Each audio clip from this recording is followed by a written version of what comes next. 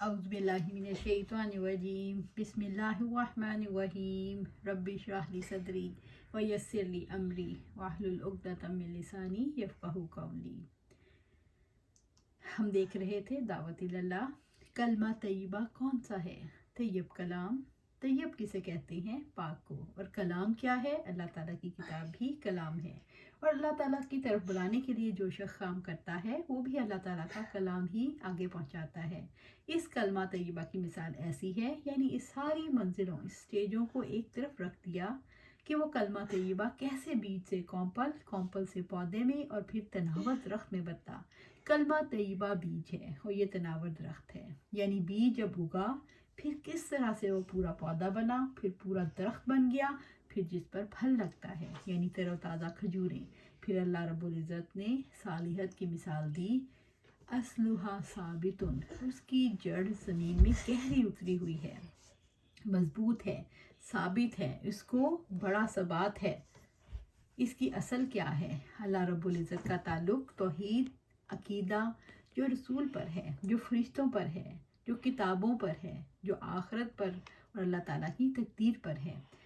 وَفَرْعُهَا فِي السَّمَاءِ، سورۃ ابراہیم آیا 24، اور اس کی شاخیں آسمان تک پہنچی ہوئی ہیں۔ یہ کھجور کا درخت ہے جس کی شاخیں بلند ہوتی چلی جاتی ہیں۔ کھجور کے درخت کتنے لمبے ہوتے ہیں، اور جتنا زیادہ بڑھتے چلے جاتے ہیں اتنا ہی ان کا قد بڑھتا چلا جاتا ہے۔ یعنی اگر آپ عقیدے کا رزلٹ دیکھنا چاہیں تو تنے کی مثال دراصل عبادت کی مثال ہے۔ یہ عبادت ہے جو اوپر کی ساری شاخوں کو سنبھال کر رکھتی ہے، اور یہ شاخیں دراصل بین الاقوامی، بین الانسانی تعلقات ہیں۔ آپ کے جو معاملات لوگوں کے ساتھ ہوتے ہیں، اور اس کا پھل انسان کا اخلاق ہے۔ کتنا زیادہ سوشل ہوتا ہے داعی اللہ، صالح انسان، جو لوگ اللہ تعالیٰ کو ایک مانتے ہیں، جو اللہ تعالیٰ کے دین کا علم حاصل کرتے ہیں، اور کتنی آسانی سے کہہ دیتے ہیں کہ ہم سوشل نہیں ہیں۔ تو سوشلائز کرنا سیکھیے، کیونکہ عبادت کے بعد آپ کا سب سے بڑا کام سوشلائز کرنا ہے۔ اب تو ٹیکنالوجی اتنی ایڈوانس ہو گئی ہے کہ آپ کوئی پیغام دیں تو وہ واقعتاً دنیا کے گوشے گوشے میں پہنچے گا انشاءاللہ۔ آپ کے پاس سوشل میڈیا کے جتنے بھی فورمز ہیں، ان کے توسط سے آپ اللہ تعالیٰ کا پیغام کہاں سے کہاں تک پہنچا سکتے ہیں۔ مجھے سوشل میڈیا کے حوالے سے یوں محسوس ہوتا ہے کہ اللہ تعالیٰ کا مقابلہ کرنے کے لیے کتنی فیس بکس ہیں، کس طرح سے ہر انسان نے اپنی ذات کے پیغامات دینے شروع کی ہیں، اور کتنے کم پیجز ہیں جہاں سے اللہ تعالیٰ کا پیغام مسلسل ریلیز ہوتا ہے۔ ہر کوئی اپنی ذات کی بڑائی کے لیے اٹھ کھڑا ہوا ہے، اور جو چاہتا ہے دوسروں کے سامنے بیان کرتا ہے۔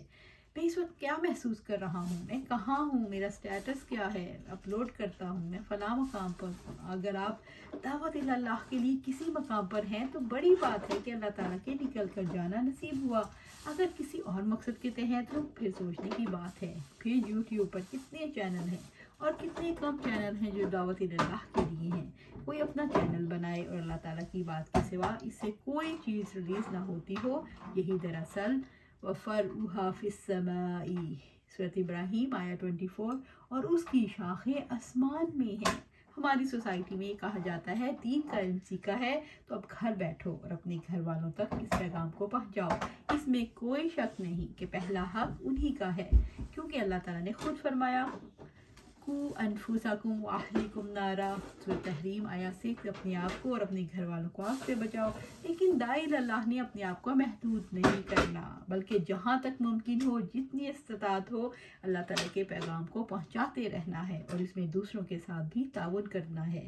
دعوت اللہ کے کام کے بارے میں یقین رکھیے، یہ خدائی کام ہے، یہ الہی کام ہے، یہ اللہ تعالیٰ کا کام ہے، اور یہ کسی انسان کا ذاتی کام نہیں۔ جب آپ دعوت اللہ کے لیے کام کے لیے کسی کے ساتھ معاونت کرتے ہیں تو آپ کسی کی ذات کے لیے معاونت نہیں کرتے، کسی کی ذات پر احسان نہیں کرتے، اور آپ کسی پر احسان نہیں جتا سکتے، کیونکہ یہ اللہ تعالیٰ کا کام ہے۔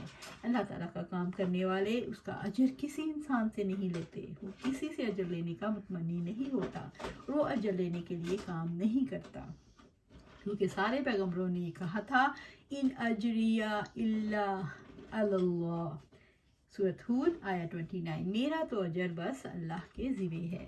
کہتا ہے میرا اجر تو اللہ رب العالمین کے پاس ہے۔ अल्लाह जिस फजल का मतलाशी होता है वो दुनिया में नहीं बल्कि अल्लाह ताला के पास है। अल्लाह ताला की जन्नत और अल्लाह ताला की रज़ा जिसके नतीजे में वो जन्नत मिलने वाली है। यब्तगूना फज़लन मिनल्लाहि व रिज़वाना, सूरत अल-फतह आयत 29। वो अल्लाह ताला के फजल और रज़ा को ढूंढते हैं। दुनिया में कितने लोग हैं जो नौकरी तलाश करते हैं, कितने लोग हैं जो रोज़ी की तलाश में घर से निकलते हैं, लेकिन अल्लाह पाक ने आपको अपने लिए निकलने का मौका दिया। रब्बुर रहमान ने किस घराने से चुनकर आपको निकाला है। आप रब्बानी रिज़्क़ की तलाश में घर से निकलते हैं। अल्हम्दुलिल्लाह रब्बिल आलमीन, इस पर जितना शुक्र करें कम है। अब आप अल्लाह ताला का रिज़्क़ तलाश करने के लिए आते हैं। कौन है जो रिज़्क़ पाने में आपको महदूद लिमिटेड करना चाहे। फ़र्ज़ करें दुनिया में किसी को 1 लाख रुपया सैलरी की सूरत में मिल रहा है और उसको पता चले कि 10 लाख मिलेगा तो क्या कहेगा, नहीं नहीं मेरे लिए 1 लाख रुपया काफ़ी है, मैं कहाँ इतना रुपया संभाल सकता हूँ, मेरे लिए बस 10 रुपये काफ़ी हैं। दरअसल मेरे घर वाले भी हैं और लोग भी हैं, मेरे लिए बहुत मुश्किल हो जाएगा कि मैं 10 रुपये संभाल के रखूँ। कभी ऐसी नादानी की बात सुनी है? लेकिन दावत इल्लाह के लिए बहुत से नादान इस तरह की बातें इब्तदाई दौर में करते हैं, इसलिए अभी बहुत सारी बातें दिल के अंदर जमी ही नहीं होती, इसलिए इनको सीखने की बहुत ज़रूरत है। दावत इल्लाह के काम के लिए इंसान को पूरी तरह कोशिश करनी है और अपने आप को तैयार करना है। मैं ये समझती हूँ इस बात को अच्छे तरीके से समझ लेना चाहिए कि सारे इंसान की तैयारी सिर्फ बाहर के मैदान में नहीं होती। जब कोई दाई इल्लाह किसी गर्ज के बगैर दूसरे इंसानों को सालेह बनाने की कोशिश करता है तो इसके अपने अंदर सालिहत इससे कहीं ज़्यादा तेज़ से परवान चढ़ती है। अल्हम्दुलिल्लाह रब्बिल आलमीन, लिहाजा दावत इल्लाह के काम में सबसे पहला काम अपनी ज़ात पर करना है और अपनी नमाज अपना इल्म पुख्ता करना है। इंशाअल्लाह इसी को हम जारी रखेंगे। इंशाअल्लाह अल्लाह सुब्हानहू तआला हमें दावत इल्लाह के काम करने की सलाहियत अता फरमाए और उस पर इस्तिकामत अता फरमाए। आमीन या रब्बिल आलमीन।